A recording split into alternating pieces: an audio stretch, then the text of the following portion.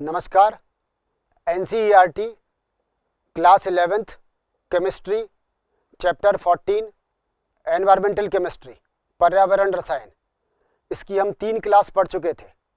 पिछली क्लास में हमने वाटर पॉल्यूशन के बारे में जाना था या जल प्रदूषण के बारे में जाना था। तब हमने बात की थी कि जल प्रदूषण या तो पैथोजेंस के कारण से होता है या ऑर्गेनिक वेस्ट के कारण से होता है, और उस ऑर्गेनिक वेस्ट में हमने बीओडी और डीओ के बारे में बात की थी।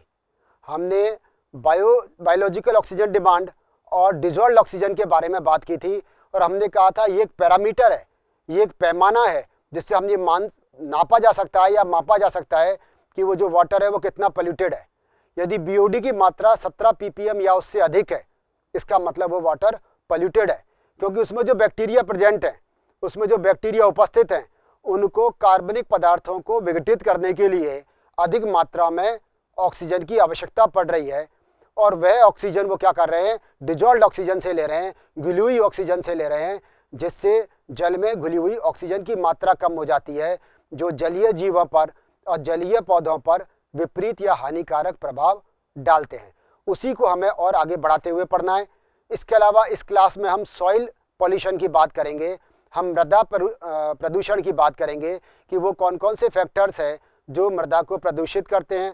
इसके अलावा हमें वेस्ट डिस्पोजल के बारे में बात करनी पड़ेगी कि अपशिष्ट का हम किस प्रकार से प्रबंधन कर सकते हैं, जो आज के समय की महत्वपूर्ण आवश्यकता है कि वेस्ट डिस्पोजल कैसे किया जाए, उसका मैनेजमेंट किस प्रकार से हो, उसके बारे में हम जानेंगे।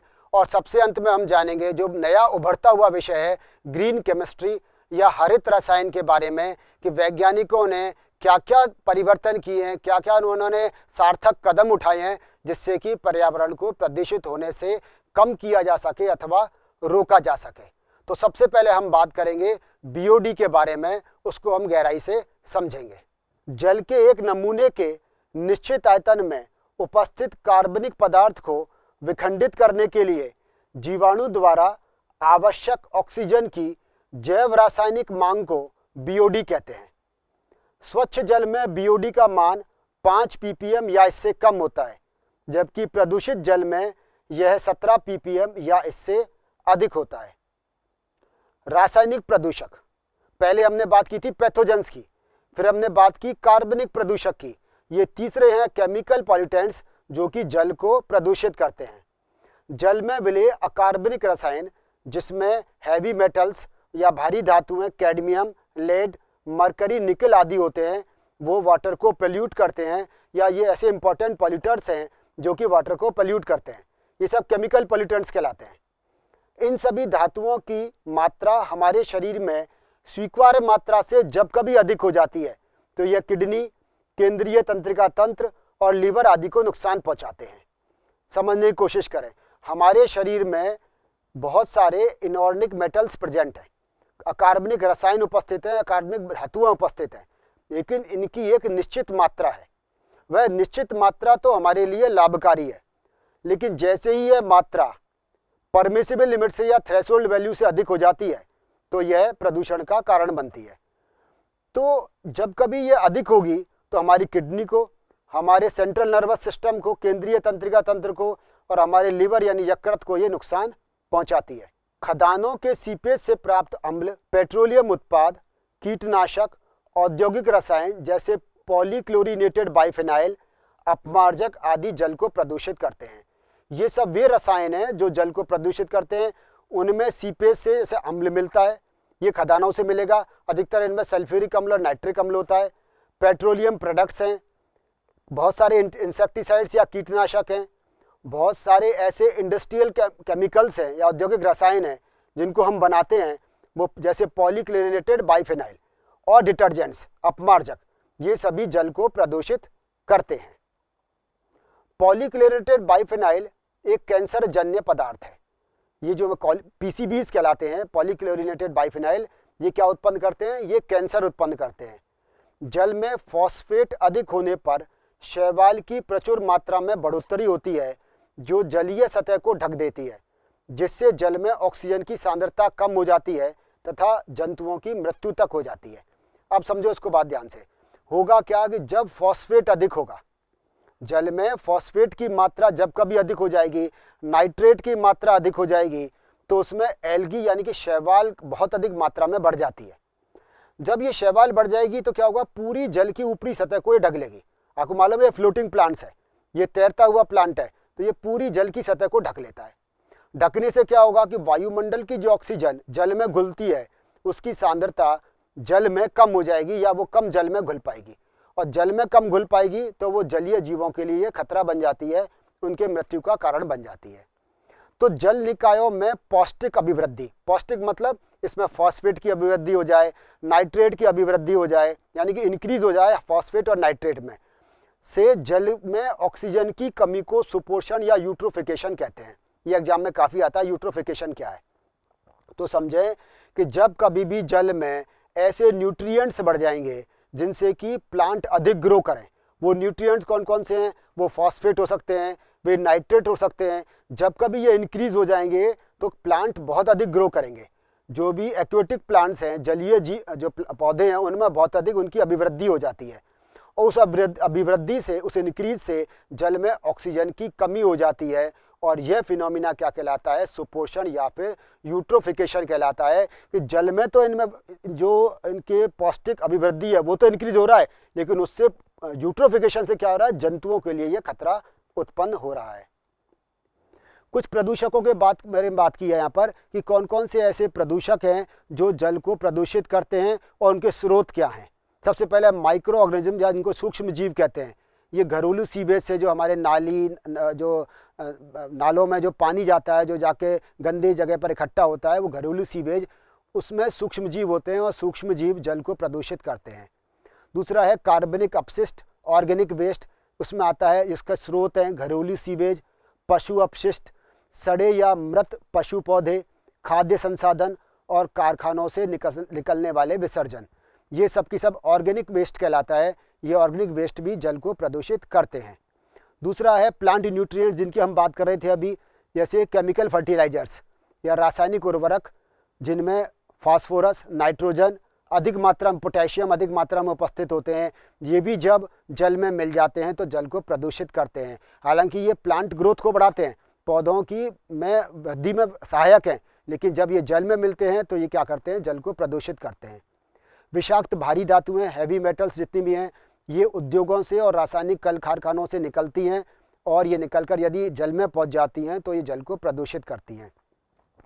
तलछट, कृषि एवं विपट्टी खनन के कारण से मृदा का अपरदन होता है, यानी कि सॉइल इरोजन होता है, उससे भी जल प्रदूषित होता है।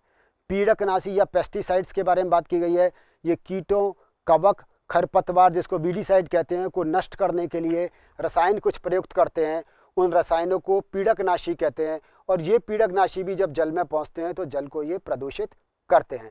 इसके अलावा रेडियोधर्मी पदार्थ, यूरेनियम युक्त खनिजों का खनन, या तो यूरेनियम युक्त खनन करें, या फिर क्या कि इनको हम भट्टी में काम में लें, जिसको न्यूक्लियर रिएक्टर्स कहते हैं, जहाँ बिजली उत्पन्न करने में काम में लिए जाते हैं। उनको जब जल में बहा दिया जाता है रेडियोधर्मी पदार्थों को, तो ये भी जल में क्या करते हैं, प्रदूषण का कारण बनते हैं। और सबसे लास्ट है ऊष्मा। औद्योगिक कारखानों में ठंडे पानी का उपयोग करते हैं, और वो ऊष्मा को ग्रहण करता है और गर्म पानी के रूप में पहुंचता है, वह भी जल को प्रदूषित करता है। तो ये सब वो कारक हैं जो कि जल को प्रदूषित करते हैं। ये सब जल प्रदूषक हैं, और उनके हमने स्रोत के बारे में जाना कि कौन कौन से स्रोत से ये जल में पहुंचते हैं जो जल को प्रदूषित करते हैं। जल के अंतर्राष्ट्रीय मानक। फ्लोराइड, जल में फ्लोराइड की मात्रा 1 ppm से कम होनी चाहिए, अन्यथा टूथ डिके या फिर दंत क्षय होता है। देखो फ्लोराइड क्या है, ये जल में उपस्थित होता है। अब जल में इसकी मात्रा अधिकतम, मैंने कहा परमिसिबल लिमिट से ज़्यादा नहीं होनी चाहिए। अब ये जो इसकी थ्रेशोल्ड वैल्यू है वो 1 ppm है, अधिकतम 1 ppm फ्लोराइड उपस्थित है, तब तो ये नुकसान नहीं करेगा। लेकिन यदि 1 ppm से ज़्यादा जल में उपस्थित है तो फिर क्या करता है, टूथ डिके करता है, ये दांतों का क्षय करता है। ऐसे राजस्थान में कई ऐसे ज़िले हैं टोंक क्षेत्र के आसपास जहाँ की जल में फ्लोराइड की मात्रा बहुत अधिक है, और फ्लोराइड की मात्रा बहुत अधिक होने से उनके दांतों में पीलापन आ जाता है, दांत खिरने लगते हैं, और उसके अलावा उनमें हड्डियों में भी उनका टेढ़ापन आ जाता है। तो फ्लोराइड की 1 ppm से मात्रा कमी होनी चाहिए, ये अंतर्राष्ट्रीय मानक है। फ्लोराइड इनेमल, दांतों की जो इनेमल है जिसके कारण दांत सफ़ेद होते हैं, इनेबल सतह में उपस्थित हाइड्रोक्सी एपेटाइट को, जिसका फॉर्मूला है Ca3PO4 whole twice CaOH whole twice, यानी कैल्शियम फॉस्फेट कैल्शियम हाइड्रोक्साइड। तो इसकी जो हाइड्रोक्सी सतह है उसको किस में कन्वर्ट कर देता है, ये कैल्शियम फ्लोराइड में कन्वर्ट कर देता है, यानी कि हाइड्रोक्सी एपेटाइट को ये फ्लोर एपेटाइट में परिवर्तित कर देता है। और यही फ्लोर एपेटाइट क्या करेगी, अब वो इनेमल धीरे धीरे करके खत्म होने लगेगा, दांत में जो सफ़ेद परत बनी हुई है इनेमल की वो खत्म हो जाती है और दांतों में पीलापन आ जाता है। ये किस कारण से हुआ, ये उस कारण से हुआ यदि जल में फ्लोराइड की मात्रा 1 ppm से ज़्यादा है। यदि फ्लोराइड की मात्रा 2 ppm से अधिक हो जाए तो दांतों में यह मॉटलिंग या फिर कुर्बरण उत्पन्न कर देता है, दांत इससे खिरने लगते हैं। 1 ppm से ज़्यादा होने पर तो ये क्या करेगा, पीलापन आएगा। 2 ppm से ज़्यादा होने पर क्या करेगा, ये मॉटलिंग यानी कि दांतों में दांत टूटने लगते हैं या दांत खिरने लग जाते हैं। एक और हैवी मेटल है लेड, इसकी अधिकतम सीमा 50 ppb है। पी मतलब पार्ट्स पर बिलियन। अधिकतम जल में इसकी अंतर्राष्ट्रीय मानक क्या माना गया, 50 ppb। इससे अधिक होने पर यह किडनी को, लीवर को और रिप्रोडक्टिव सिस्टम को यह हानि पहुंचाता है। लेड एक भारी धातु है। हमने इससे पहले वाली क्लास में बात की थी कि पहले इसमें लेडेड पेट्रोल काम में लेते थे, जिससे कि वो ये एंटी नॉकिंग एजेंट का काम करता था, टेट्राथाइल लेड मिलाते थे। लेकिन बाद में क्योंकि ये नुकसान पहुंचाने लग गया, वाटर को पॉल्यूट करने लगा, हमारे किडनी, लीवर और रिप्रोडक्टिव सिस्टम को नुकसान पहुंचाने लगा, क्योंकि इसकी परमिसिबल लिमिट 50 ppb से ज़्यादा हो रही थी। तो आजकल अनलेडेड पेट्रोल काम में लेते हैं, जिससे कि ऑटोमोबाइल्स के एग्जॉस्ट से लेड कम बाहर निकले या लेड ना निकले, तो हमारे एनवायरनमेंट को और हमें नुकसान या हानि ना पहुंचाए। सल्फेट, पेयजल में इसकी अधिकतम सीमा 7500 ppm है। नाइट्रेट, इसकी अधिकतम सीमा 50 ppm है। नाइट्रेट की अधिकता होने पर मेथमोग्लोबिनमा या ब्लू बेबी सिंड्रोम रोग हो जाता है। यह भी कंपटीशन एग्जाम में काफ़ी पूछा जाता है कि ब्लू बेबी सिंड्रोम किस कारण से होता है। तो ब्लू बेबी सिंड्रोम जो रोग है वो नाइट्रेट की अधिकता के कारण से होता है। यदि जल में नाइट्रेट की अधिकतम सीमा 50 ppm से नाइट्रेट अधिक हो जाता है तो ब्लू बेबी सिंड्रोम रोग हो जाता है। ये कुछ अन्य धातुओं की बात की गई है जिनकी सांद्रता निर्धारित है, जैसे आयरन है। आयरन जल में जो जल की मात्रा है, जल में जो अधिकतम सीमा है अंतर्राष्ट्रीय मानक वो 0.2 ppm है। आयरन 0.2 ppm तक तो परमिसिबल है, इसके बाद नहीं है। या तो मिलीग्राम पर डेसीमीटर क्यूब कहें या फिर ppm। मैंगनीज ये 0.05 ppm इसकी परमिसिबल लिमिट है। Aluminium 0.2 ppm, copper 3 ppm, zinc 5 ppm और कैडमियम की मात्रा मात्र 0.005 ppm ही होनी चाहिए। ये अंतर्राष्ट्रीय मानक हैं। इससे अधिक होने पर जल को प्रदूषित जल माना जाता है। अब इसके बाद अगली बात करते हैं मृदा प्रदूषण की। सॉइल पॉल्यूशन कैसे होता है। फसलों के बचाव हेतु प्रयुक्त होने वाले कीटनाशक, पीड़कनाशक तथा शाकनाशक छिड़काव करने पर मृदा प्रदूषण का कारण बनते हैं। हम क्या करते हैं कि जब कभी फसल उगाते हैं तो उसमें क्या करते हैं, कुछ कीटों से बचने के लिए कीटनाशक इंसेक्टिसाइड डालते हैं, कुछ पीड़कनाशक पेस्टिसाइड्स डालते हैं और कुछ वीडीसाइड्स डालते हैं, जिससे कि जो आसपास जो वीड्स हैं या शाक है वो हट जाए। तो ये सारी चीज़ों का छिड़काव करते हैं। उससे फसल तो बढ़ोतरी हो जाएगी, फसल तो बढ़ जाएगी, लेकिन वहाँ की जो सॉइल है वो खराब हो जाती है, वो प्रदूषित हो जाती है। तो सॉइल पॉल्यूशन का जो सबसे बड़ा कारण रहे वो क्या रहे, इंसेक्टिसाइड्स, पेस्टिसाइड्स और वीडीसाइड्स, यानी कीटनाशक, पीड़कनाशक और शाकनाशक। द्वितीय विश्व युद्ध के दौरान मलेरिया तथा अन्य कीट जनित रोगों के नियंत्रण में डीडीटी का उपयोग किया जाता था, कीटों को मारने के लिए। और मलेरिया में डाइक्लोरो डाइफिनाइल ट्राइक्लोरोइथेन यानी कि डीडीटी का उपयोग करते थे। किसमें काम आता था, केवल कीटों को मारने के लिए और मलेरिया के उपचार में डीडीटी को काम में लेते थे, क्योंकि ये मच्छरों द्वारा उत्पन्न होता था और मच्छरों को डीडीटी के छिड़काव से मारा जा सकता था। फिर डीडीटी का उपयोग फसलों को रोगों के नियंत्रण के लिए, कीटनाशक और खरपतवार को रोकने के लिए किया जाने लगा। पीड़कनाशक संश्लेषित विषैले रसायन होते हैं जो पारिस्थितिकी के लिए घातक होते हैं, जैसे एल्ड्रिन और डाईएल्ड्रिन। समझे, देखो, एक तो हमने बात की पहले कीटनाशक और वीडीसाइड दोनों की बात की, इंसेक्टिसाइड और वीडीसाइड। इनका उपयोग किस में करने लगे, फसलों के रोगों को नियंत्रण के लिए, जो से पत्तियों का मुड़ जाना, उनमें पीलापन हो जाना, पत्तियों को जल्दी गिर जाना, बीज परिपक्व नहीं होना, फूलों फलों का गिर जाना, तो उन सब में रोगों को नियंत्रण के लिए क्या करना आने लग गए, उसमें इंसेक्टिसाइड और वीडिसाइड और पेस्टिसाइड आने लग गए, और वो ही किसका कारण बने, सॉइल पॉल्यूशन का कारण बने। ये पेस्टिसाइड्स क्या हैं, पेस्टिसाइड सब सिंथेटिक हैं, मैन मेड हैं, मनुष्यों द्वारा बनाए गए हैं, ये नेचर में पहले प्रेजेंट नहीं थे, और ये इतने विषैले रसायन हैं कि पूरे इकोसिस्टम को ये खराब कर देते हैं। जैसे बात की एल्ड्रिन की या डाई एल्ड्रिन, ये इसके एग्जाम्पल्स हैं। समान पीड़कनाशी का उपयोग करने पर पीड़कों में इनके प्रति प्रतिरोधक क्षमता उत्पन्न हो जाती है। आपने देखा होगा, पहले हम मच्छरों को मारने के लिए मान लीजिए हमने कोई काम में लिया पदार्थ, कोई भी कार्बनिक पदार्थ काम में लिया, कुछ दिनों बाद हम देखते हैं कि मच्छर अब उससे भी बाहर नहीं जा रहे हैं, या कोई कीट को मारने के लिए, कोई इंसेक्ट को मारने के लिए पदार्थ काम में लिया, धीरे धीरे करके वो इंसेक्ट, वो कीट उस रसायन के प्रति अपनी प्रतिरोधक क्षमता उत्पन्न कर लेते हैं। इसलिए जब हमेशा फसल में एक ही प्रकार का पीड़कनाशक डाला जाएगा तो क्या होगा कि वो कीट या वो पेस्ट बना रहेगा और फसल भी ग्रोथ नहीं हो पाएगी, और साथ साथ सॉइल भी पॉल्यूट हो जाएगी। अधिकांश कार्बनिक जीव विष जल में अविलेय तथा अजैव निम्नीकरणीय होते हैं, यानी कि इनका बैक्टीरिया के द्वारा इनका डिग्रेडेशन नहीं होता है। ये बहुत समय तक ये मृदा में या सॉइल में ऐसे ही पड़े रहते हैं, जिससे कि ये मृदा को पॉल्यूट करते हैं, उसको ये प्रदूषित करते हैं। आजकल कुछ शाकनाशी वीडिसाइड काम में लेने लग गए, सोडियम क्लोरेट और सोडियम आर्सेनेट, NaClO3 और Na3SO3। यद्यपि इनसे आर्थिक बाजार तो समृद्ध हुआ है, लेकिन ये पर्यावरण के लिए अनुकूल नहीं है। यानी कि फसलों में तो इनमें बढ़ोतरी हो गई, लेकिन ये पर्यावरण के लिए, एनवायरनमेंट के लिए ये ठीक नहीं है। यह भोजन श्रृंखला द्वारा निम्न पोषी स्तर से उच्च पोषी स्तर तक पहुंच जाते हैं। ये जितने भी पेस्टिसाइड, इंसेक्टिसाइड, वीडिसाइड, ये धीरे धीरे करके भोजन श्रृंखला द्वारा पहले निम्न पोषी स्तर से लेकर और हम जैसे मनुष्यों के उच्च पोषी स्तर तक पहुंच जाते हैं। और जब ये हमारे शरीर में प्रवेश कर जाते हैं तो हमारी मेटाबॉलिक रिएक्शंस को, हमारी जो शरीर की डिफरेंट फिजियोलॉजिकल रिएक्शंस हैं, यानी कि उपापचयी क्रियाएं और शरीर क्रियात्मक अव्यवस्था का कारण बनते हैं। ये उन सब एक्शंस को ये प्रभावित करते हैं, इंसेक्टिसाइड, पेस्टिसाइड और वीडिसाइड, जो सॉइल के द्वारा, भोजन के द्वारा हमारे पास पहुंच गए हैं। अब बात करते हैं औद्योगिक अपशिष्ट। ये दो प्रकार के होते हैं।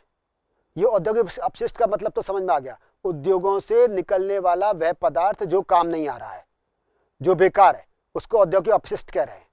अब ये हैं दो प्रकार के, एक जैव अपघटनी और एक जैव अनपघटनी। जैव अपघटनी का मतलब क्या, कि जो भी अपशिष्ट यदि उसको हम एनवायरनमेंट में या सॉइल में डालते हैं तो वो अपघटन हो जाए बैक्टीरिया के द्वारा, और यदि ये बैक्टीरिया के द्वारा अपघटित हो रहे हैं तो ये पर्यावरण को उतना नुकसान नहीं पहुंचाते हैं, क्योंकि इनका बैक्टीरिया के द्वारा अपघटन हो रहा है। लेकिन ऐसे अनेक औद्योगिक अपशिष्ट हैं, ऐसे बहुत सारे इंडस्ट्रियल वेस्ट्स हैं जो कि जैव अनपघटनीय होते हैं, जिनका बैक्टीरिया के द्वारा डिकम्पोजिशन नहीं होता, और वो सॉइल को पोल्यूट करते हैं, वो वाटर को पोल्यूट करते हैं, वो एनवायरनमेंट को हानि पहुंचाते हैं। सूत की मिलों, खाद्यान्न संसाधन इकाइयों, कागज की मिलों, वस्त्र उद्योग से जैव अपघटनीय औद्योगिक अपशिष्ट बनते हैं। आप देख रहे हैं, जहाँ कपड़ा मिल जिसे आप कहते हैं, या कोई फूड प्रोसेसिंग यूनिट है जहाँ खाने के संबंधित कुछ सामान पदार्थ बन रहा है, कागज की जहाँ मिल है, ये सबसे जो अपशिष्ट बनेगा, इससे जो वेस्ट निकलेगा, वो बैक्टीरिया के द्वारा उनका अपघटन हो जाता है, इसलिए उनको जैव अपघटनीय अपशिष्ट कहते हैं। ऊष्मीय शक्ति संयंत्र से निकलने वाली फ्लाई ऐश, आयरन तथा स्टील संयंत्र में वात्या भट्टी से निकलने वाला स्लैग, जिसको धातु मल भी कहते हैं, एल्यूमिनियम, जिंक, कॉपर उत्पादन में निकलने वाला मड या पंख, धातु रसायन, दवा, फार्मेसी, रंजक, पीड़कनाशी, रबर उद्योग से निकलने वाला अपशिष्ट जैव अनपघटनीय होता है। आप देखो कितने सारे ऐसे उद्योग हैं जिनसे निकलने वाला अपशिष्ट बैक्टीरिया के द्वारा डिकम्पोज नहीं होता है। जैसे हमने कहा, ऊष्मीय संयंत्र से जितने भी थर्मल पावर स्टेशंस हैं, उनसे फ्लाई ऐश निकल रही है जो वातावरण में जा रही है, बैक्टीरिया के द्वारा डिकम्पोज नहीं होती। आयरन और स्टील में जो स्लैग बनता है, जो हम काम में लेते हैं ब्लास्ट फर्नेस, उसमें स्लैग या धातु मल बचता है, वह भी कैसा है, बैक्टीरिया के द्वारा इसका अपघटन नहीं होता है। एल्यूमिनियम, जिंक, कॉपर, इनके उत्पादन में जो एनोड पर एनोड मड बनता है या कैथोड मड बनता है, तो वह भी कैसा काम करता है, वह भी इन बैक्टीरिया के द्वारा अपघटित नहीं होता। इसके अलावा फार्मेसी इंडस्ट्री जितने भी हैं, मेटलर्जी में काम आने वाले डाइज के बारे में, या पीड़कनाशी काम में ले रहे हैं, या रबर उद्योग में जो भी पदार्थ अपशिष्ट के रूप में निकल रहा है वो सब की सब कैसा होता है, जैव अनपघटनीय होता है। और जैव अनपघटनीय होने के कारण से ये पर्यावरण को प्रदूषित करता है। यदि जैव अनपघटनीय अपशिष्ट का सही निस्तारण नहीं किया जाए तो यह पर्यावरण के लिए गंभीर खतरा बन जाता है। अब देखो, हम यह भी नहीं कह सकते कि इंडस्ट्रीज को बंद कर दो, हम यह भी नहीं कह सकते कि डेवलपमेंट मत करो, विकास भी जरूरी है, औद्योगिक इकाइयां हैं वे भी जरूरी हैं। तो जब वह हैं तो उनसे अपशिष्ट भी निकलेगा, उनसे वेस्ट भी निकलेगा, और वेस्ट निकलेगा तो वो बैक्टीरिया के द्वारा इनका डिकम्पोजिशन हो नहीं रहा, तो फिर करें क्या, फिर बहुत जरूरी हो जाता है कि उसका सही डिस्पोजल हो, उस वेस्ट का सही डिस्पोजल हो, उसका सही मैनेजमेंट हो, किस प्रकार से हो कि वो पर्यावरण के लिए गंभीर खतरा नहीं बने। पर्यावरण प्रदूषण को नियंत्रित करने के उपाय। अपशिष्ट प्रबंधन। औद्योगिक, कृषि, खनिज, चिकित्सीय अपशिष्ट का प्रबंधन अति आवश्यक है जिससे कि पर्यावरण प्रदूषित ना हो। इस प्रकार का अपशिष्ट तथा घरेलू अपशिष्टों को एकत्र कर निस्तारण स्थल तक पहुंचाया जाता है, या इनको जैव निम्नीकरणीय और जैव अनिम्नीकरणीय अपशिष्टों में पृथक कर दिया जाता है। कुल मिला के कहने का मतलब ये कि चाहे हमारा घर से जो अपशिष्ट निकल रहा है, जिसको घरेलू अपशिष्ट कह रहे हैं, या कई औद्योगिक इकाइयों से निकल रहा है, इन सब को हम ले जाकर निस्तारण स्थल पर ले जाते हैं। ऐसे डिस्पोजेबल टैंक्स में ले जाते हैं जहां पर इनका हमें निस्तारण करना है। ठीक है, अब वहां पर इनको दो भागों में बांट लेते हैं, एक जो जैव निम्नीकरणीय है, एक जो जैव अनिम्नीकरणीय है, जो इनका बैक्टीरिया के द्वारा डिकम्पोजिशन या डिग्रेडेशन हो जाता है, और दूसरा वे जिनका बैक्टीरिया के द्वारा डिग्रेडेशन नहीं होता है। तो जिनका बैक्टीरिया के द्वारा डिग्रेडेशन पॉसिबल है, तो उस वेस्ट को तो क्या करो, एक बड़ा गड्ढा बना लें भूमि में, या उसमें सतह पर एक बड़ा गड्ढा बना लेते हैं, और उसमें इन घरेलू अपशिष्टों को या जो जैव निम्नीकरणीय अपशिष्ट है उनको डाल देते हैं, और धीरे धीरे करके बैक्टीरिया के द्वारा वो अपने आप अपघटित होते रहते हैं और वातावरण को या पर्यावरण को प्रदूषित नहीं करते हैं। तो इनके लिए तो ये टेक्निक काम में लेते हैं जो जैव निम्नीकरणीय होते हैं। जैव अनिम्नीकरणीय अपशिष्टों का क्या करें, इनका या तो रिसाइकलिंग कर लो, इनका पुनर्चक्रण कर लो, रिसाइकलिंग के द्वारा रीयूज कर सकते हैं, उनका पुनः उपयोग में ला सकते हैं, अथवा अन्य कार्यों में उपयोग कर लो। जो भी अपशिष्ट बचा है उसका अन्य कार्यों में उपयोग, जैसे अभी हमने कहा था कि स्टील उद्योग है या जो पावर स्टेशन हैं उनसे फ्लाई ऐश निकलती है, इस फ्लाई ऐश का उपयोग सीमेंट उद्योग में आजकल बहुत ज़्यादा हो रहा है। जो धातुमल स्लैग निकलता है उसका भी उपयोग सीमेंट उद्योग में हो रहा है। तो वेस्ट, क्योंकि ये बैक्टीरिया के द्वारा तो अपघटित होगा नहीं, तो क्या करें, इसका कहीं अन्य जगह उपयोग कर लें, या तो रिसाइकलिंग करें, रिसाइकलिंग करने के बाद में इसका रीयूज कर लें, या फिर क्या करें, इसका किसी अन्य उद्योग में, जैसे उदाहरण दिया स्टील के उद्योग में, या धातुमल का उपयोग, फ्लाई ऐश का उपयोग सीमेंट उद्योग में हो जाता है। मार्बल से मार्बल स्लरी निकलती है, इसका भी उपयोग आजकल आप जानते हैं बहुत सारे कार्यों में मार्बल की स्लरी का उपयोग कर रहे हैं। और जो जैव निम्नीकरणीय अपशिष्ट हैं, जो जिनका बैक्टीरिया के द्वारा अपघटन हो जाता है, उनको मिट्टी के गड्ढों में दबा देते हैं, जिससे कि ये अपशिष्ट कंपोस्ट खाद में परिवर्तित हो जाते हैं, जो हमारे बाद में कृषि के लिए या खेती के लिए काम में आ जाते हैं। अब बात करते हैं हरित रसायन की, ग्रीन केमिस्ट्री। बहुत उभरता हुआ आजकल ये सब्जेक्ट है, इस विषय पर लगभग सभी वैज्ञानिक ध्यान दे रहे हैं, और इस पर हम भी जितने हम केमिस्ट्री पढ़ने वाले हैं या पढ़ाने वाले हैं उनको भी हमें विशेष ध्यान इस पर देना चाहिए, और बच्चों को और सभी समाज को इसको जागरूक करना चाहिए हरित रसायन के प्रति। हम जानते हैं कि उर्वरक तथा कीटनाशकों के उपयोग से कृषि के उन्नत तरीकों से खाद्यान्न के क्षेत्र में आत्मनिर्भरता में वृद्धि हुई है, परंतु कीटनाशक, पीड़कनाशक, फर्टिलाइजर्स के उपयोग से मृदा, जल और वायु की गुणवत्ता घटी है। बिल्कुल बात आपके समझ में आ रही होगी कि हमने जैसे जैसे हमने ज़्यादा फर्टिलाइजर्स काम में लेने लगे, हम इंसेक्टिसाइड काम में लेने लगे, पेस्टिसाइड काम में लेने लगे, उससे क्या हुआ कि ये बात सही है कि फसलों की मात्रा में बढ़ोतरी हो गई, हम खेती के क्षेत्र में, हम खाद्यान्न के क्षेत्र में आत्मनिर्भर हो गए, लेकिन इन कीटनाशकों ने, इन फर्टिलाइजर्स ने, इन पीड़कनाशियों ने सॉइल को, वाटर को, एयर, तीनों की क्वालिटी घटाई है और तीनों में पॉल्यूशन क्रिएट किया है। रसायन विज्ञान तथा अन्य विज्ञान के उन सिद्धांतों का ज्ञान जिससे पर्यावरण के दुष्प्रभावों को कम किया जा सके हरित रसायन कहलाता है। तो ग्रीन केमिस्ट्री में आप समझो ये है क्या, ये मुख्यतः क्या है, ये उन सिद्धांतों पे काम करती है या उन तरीकों को खोजती है जिससे कि पर्यावरण में जो प्रदूषण हो रहा है या जो पर्यावरण में दुष्प्रभाव हो रहे हैं उनको कम किया जा सके। वो विज्ञान हरित रसायन कहलाती है या ग्रीन केमिस्ट्री कहलाती है। कुछ ऐसे सिद्धांतों की खोज करें कि पर्यावरण पर दुष्प्रभाव कम से कम हो। जैसे माने कोई पदार्थ बन रहा है, किसी पदार्थ का निर्माण या संश्लेषण हो रहा है, वो एक निश्चित विधि के द्वारा हो रहा था। यदि उस विधि में हम परिवर्तन कर दें, उसके विलायकों में परिवर्तन कर दें, और वो विलायक जो कि वातावरण को प्रदूषित कर रहे थे, और ऐसा विलायक काम में लें जो वातावरण को प्रदूषित ना करे। हम स्टार्टिंग मटेरियल ही ऐसा काम में लें कि जो वातावरण को प्रदूषित ना करे, जिसको प्रारंभिक पदार्थ या अभिकारक कहते हैं। या हम ऐसा करें कि अभिक्रिया का रूट इस प्रकार का कर दें, वो अभिक्रिया उन तरीकों के द्वारा, उस पथ के द्वारा कराएं कि उसमें कोई साइड प्रोडक्ट बने ही ना, कोई वेस्ट प्रोडक्ट बचे ही ना, तो वह भी ग्रीन केमिस्ट्री कहलाती है।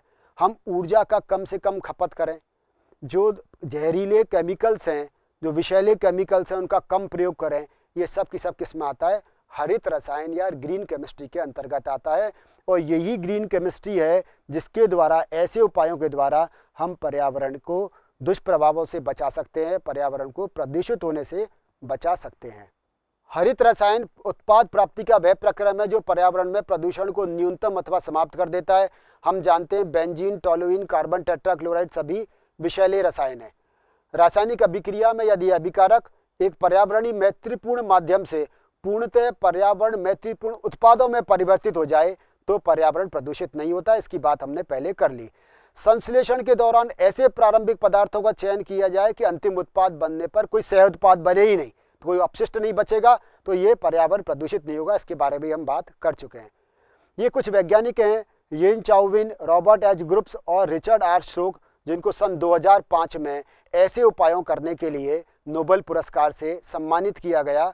ये इनको तीनों को इन्होंने ऐसे उपाय अपनाए जिससे कि अधिक से अधिक पर्यावरण को प्रदूषित होने से बचाया जा सके। दैनिक जीवन में हरित रसायन के उपयोग के बारे में बात करें तो कपड़ों की निर्जल धुलाई में प्रारंभ में टेट्राक्लोरोएथीन काम में लेते थे। ड्राई क्लीनिंग में, जो कि कैंसर जन्य है, इसके स्थान पर आजकल कार्बन डाइऑक्साइड और एक कोई उपयुक्त अपमार्जक या डिटर्जेंट काम में लेने लग गए। तो हमने ये रूट चेंज कर दिया, तरीका बदल दिया। इससे क्या हुआ कि पर्यावरण प्रदूषित होने से बच गया। पेपर के विरंजन में, यानी कि इसका कलर उड़ाने में, पहले विरंजन में क्लोरीन गैस काम में आती थी। क्लोरीन वातावरण को प्रदूषित करती है। आजकल उत्प्रेरक की उपस्थिति में H2O2 का उपयोग किया जाता है पेपर के विरंजन में या इसके डीकलराइजेशन में। रसायनों के संश्लेषण में, जैसे मैंने कहा, रसायनों को यदि हम कोई दूसरे विधि से बनाएं या उसका हम उसमें विलायक परिवर्तित कर दें, तब भी यह हरित रसायन का ही एक कदम है। आजकल औद्योगिक स्तर पर एथीन का ऑक्सीकरण आणविक उत्प्रेरकों की उपस्थिति में जलीय माध्यम में कराया जाता है। इससे 90% इथेनॉल बनता है। अब ये इथेनॉल बन रहा है, ये इथेनॉल जो बन रहा है, जिसको हम एस्टेल्डिहाइड भी कहते हैं, ये किससे बन रहा है? ये इथीन के ऑक्सीडेशन से बन रहा है। तो प्रारंभ में इसमें ऑर्गेनिक सॉल्वेंट काम में लेते थे, कार्बनिक पदार्थ काम में लेते थे, लेकिन आजकल इसमें वाटर की उपस्थिति में, जल की उपस्थिति में यह अभिक्रिया कराते हैं। तो हरित रसायन एक कम लागत का उपागम है जो कम पदार्थ, कम ऊर्जा उपभोग और अपशिष्ट रहित संश्लेषण से संबंधित है। तो आज की क्लास में हमने ये जाना कि वाटर पोल्यूशन किस कारण से है, वाटर पोल्यूशन के लिए कौन कौन से फैक्टर्स रेस्पॉन्सिबल हैं, क्या अंतर्राष्ट्रीय मानक माने गए हैं, उनकी परमिसिबल लिमिट्स क्या हैं। उसके बाद हमने फिर मृदा प्रदूषण के बारे में जाना कि सॉइल पोल्यूशन किस प्रकार से होता है, कौन कौन से ऐसे कारक हैं जो सॉइल को पॉल्यूट करते हैं और वो किस प्रकार से हमारे लिए हानिकारक है। और सबसे बाद में हमने ग्रीन केमिस्ट्री या हरित रसायन के बारे में जाना कि हरित रसायन क्या है, हरित रसायन के क्या उपयोग हैं और हमें क्यों हरित रसायन के द्वारा बताए गए सिद्धांतों को, उसके ज्ञान को अपनाना चाहिए, हमें किस प्रकार से वेस्ट का, अपशिष्ट का प्रबंधन किस प्रकार से करना चाहिए। दो प्रकार के होते हैं, एक जैव निम्नीकरणीय और एक जैव अनिम्नीकरणीय। जो बैक्टीरिया के द्वारा जिनका अपघटन नहीं होता है उनको किस प्रकार से रिसाइकिल करें, रीयूज करें या किसी अन्य उद्योग में काम में लें। इस प्रकार से वेस्ट का मैनेजमेंट करते हुए, विज्ञान के सही सिद्धांतों को अपनाते हुए, ग्रीन रूट को काम में लेते हुए पर्यावरण को हम प्रदूषित होने से बचा सकते हैं।